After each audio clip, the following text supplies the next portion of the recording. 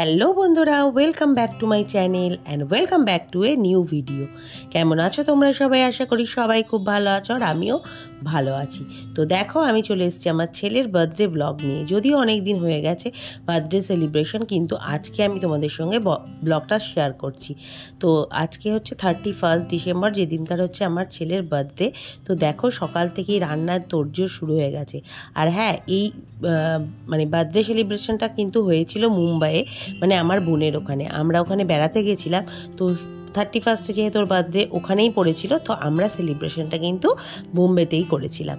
তো দেখো, রান্নাবান্না করছে আমার দিদি আর আমার বোন মিলে, জোগাড় করে সব ভাজাভুজিগুলো চলছে। আর আমরা দেখো স্নান টান করে বেরিয়ে যাচ্ছি পুজো দেওয়ার জন্য। আমি, আমার হাজব্যান্ড, আমার ছেলে, আমার জিজু আর হচ্ছে বিশু, মানে বোনের বর।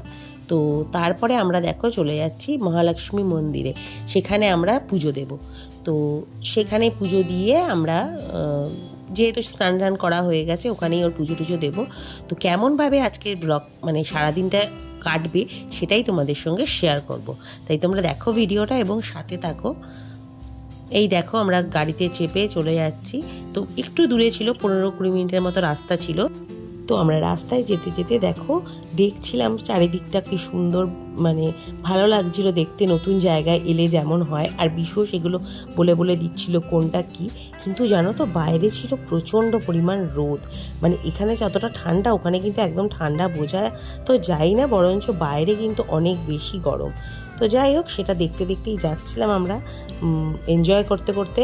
আর যেটুকু রাস্তা আছে সেইটুকু রাস্তা বেশ গল্প করতে করতে আর বাইরের একদম সিনারিগুলো দেখতে দেখতে যাচ্ছিলাম। তো চলো এখন মন্দিরে যাওয়া যাক, মন্দিরে গিয়ে আবার তোমাদের সঙ্গে শেয়ার করব।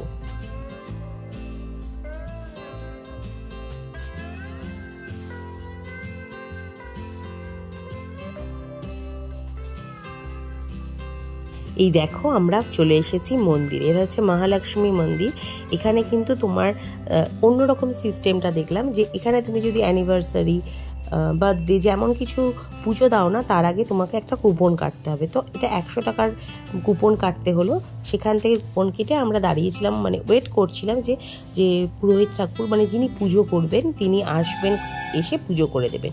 কিন্তু সত্যি ভীষণ ভালোভাবে পুজো করা হয়েছিল, মনে ভীষণ শান্তি হলো। আর পুজোটা দিয়েও কিন্তু মনটা খুব শান্তি হয়েছিল। তো মানে মন্দিরটাও তোমাদেরকে একটু ঘুরে দেখালাম। তো চলেই এসেছেন পুজো করতে। দেখো, পুজো করছেন, আরতি করেছেন।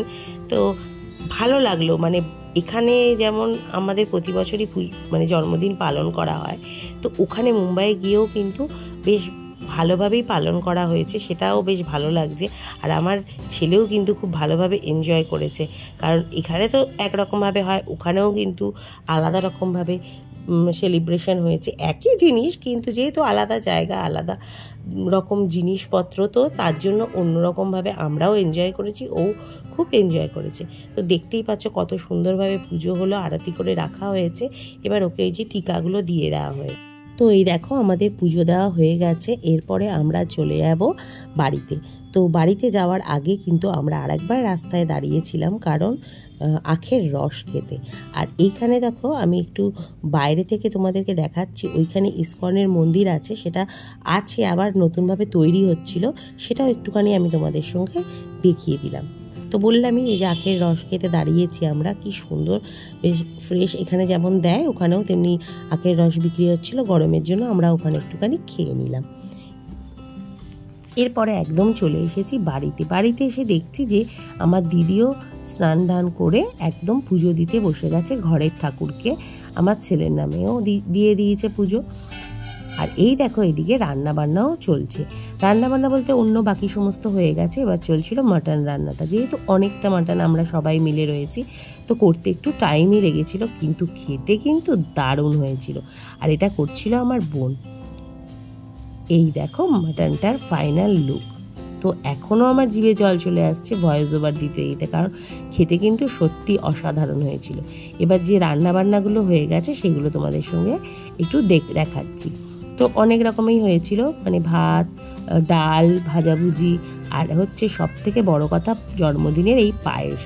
তো আর ছিল মাটন আর ডাল। তো তো যাই হোক, খুবই ভালো মতন আয়োজন করা হয়েছিল। এবার ওকেও সুন্দরভাবে সাজিয়ে খাবার দিয়ে ওকে সবাই মিলে ভাবলাম যে চলো পায়েস খাইয়ে দিই, যেটা হয় আর কি জন্মদিনে। তো হ্যাঁ, শাক ভাজা হয়েছিল।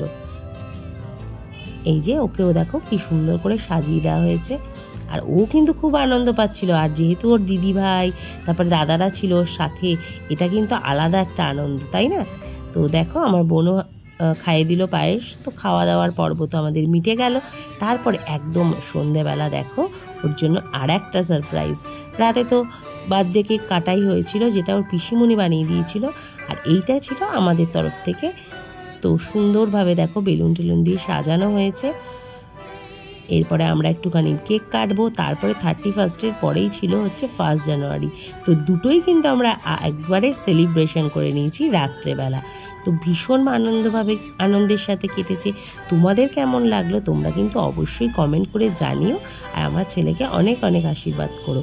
আর একদম আমার চ্যানেলটাকে যারা এখনও পর্যন্ত সাবস্ক্রাইব করোনি তারা কিন্তু সাবস্ক্রাইব করতে ভুলো না, আর তার সাথে সাথে পাশে থাকা বেল আইকনটা অবশ্যই প্রেস করে দেবে, কারণ আসতে চলেছে আরও নতুন নতুন ভালো ভালো ব্লগ। কারণ আমি মুম্বাই ঘুরতে গিয়েছিলাম, তার ব্লগগুলো তো এখনও তোমাদের সঙ্গে শেয়ার করা হয়নি। সেই ব্লগগুলো অবশ্যই তোমাদের সঙ্গে একে একে শেয়ার করব। তো চলো আজকের মতো এখানেই শেষ করছি ব্লগটা। যদি ভালো লাগে অবশ্যই কিন্তু লাইক কমেন্ট করে দিও। তো চলো, টাটা।